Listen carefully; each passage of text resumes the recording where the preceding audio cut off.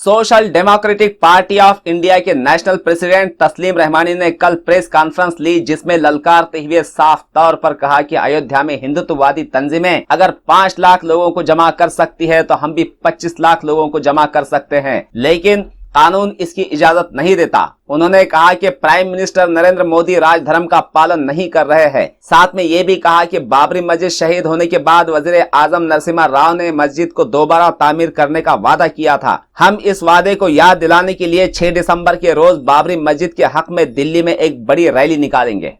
मजलिस इत्तेहादुल मुस्लिमीन के सालार बैरिस्टर असद अवैसी ने उन्हें जान से मारने की धमकी देने वालों को करारा जवाब देते हुए कहा कि हम सर झुकाने वालों में से नहीं बल्कि सर कटाने वालों में से है। जिंदा रहे तो गाजी और कत्ल हुए तो शहीद कहलाएंगे। याद रहे कि हैदराबाद के बीजेपी लीडर राजा सिंह ने कहा था कि अगर अकबर अवैसी का कोई सर काट कर लाए तो मैं इसे अपने पैरों से कुचलूंगा लूंगा। राजस्थान असेंबली इलेक्शन में बीजेपी ने अपने चुनावी मंशूर में राजस्थान गौरव संकल्प 2018 के जरिए वाजे किया कि बांग्लादेशी और रोहिंग्याई मुसलमानों को इस मुल्क से बाहर कर दिया जाएगा और पाकिस्तान के बेघर हिंदुओं को भारत में पनाह दिया जाएगा। इसी के साथ मुल्क में होने वाली गाय की स्मगलिंग को भी रोक दिया जाएगा।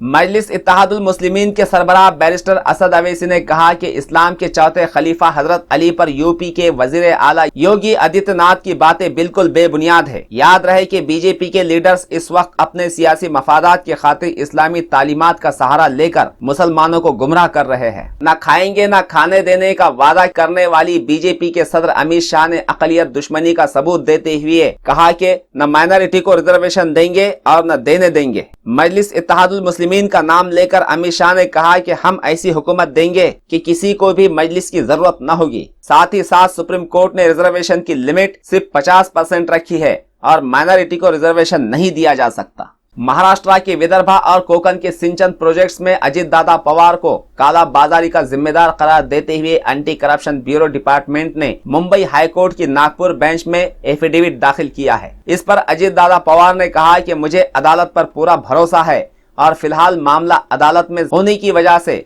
मैं इस मामले में जुबान नहीं खोल सकता। अलबत्ता मैं अदालती कार्रवाई को पूरी तरह से ताउन करूंगा। याद रहे कि सिंचन के 1,70,000 करोड़ के अजित दादा पवार के घपले को लेकर ही देवेंद्र फडणवीस ने वोट मांगे और वादा किया था कि हुकूमत मिलते ही 1 महीने के अंदर अजित दादा पवार को जेल की सलाखों के पीछे डाल दिया जाएगा। लेकिन ये बीजेपी हुकूमत है, इसका हर वादा राम भरोसे होता है। 1 लाख रुपया इन्वेस्ट करने पर हर माह 6,000 का इंटरेस्ट देने का लालच देकर लोगों को 1 करोड़ का झांसा देने वाली गैलेट फाइनेंशियल कंपनी के खिलाफ औरंगाबाद पुलिस में केस दर्ज हुआ है। गैलेट कंपनी का डायरेक्टर चेतन भोपलवाद की प्रॉपर्टी बेचकर इन्वेस्टर्स की रकम लौटाने की बात भी पुलिस ने की है। पुलिस ने यह भी बताया कि भोपालवाद के 13 बैंकों में अकाउंट्स है और उसकी कई जगह पर जमीनात खरीदी हुई है। इन्हीं को फरोख्त किया जाएगा और इन्वेस्टर्स की रकम उनको वापिस दिलाई जाएगी।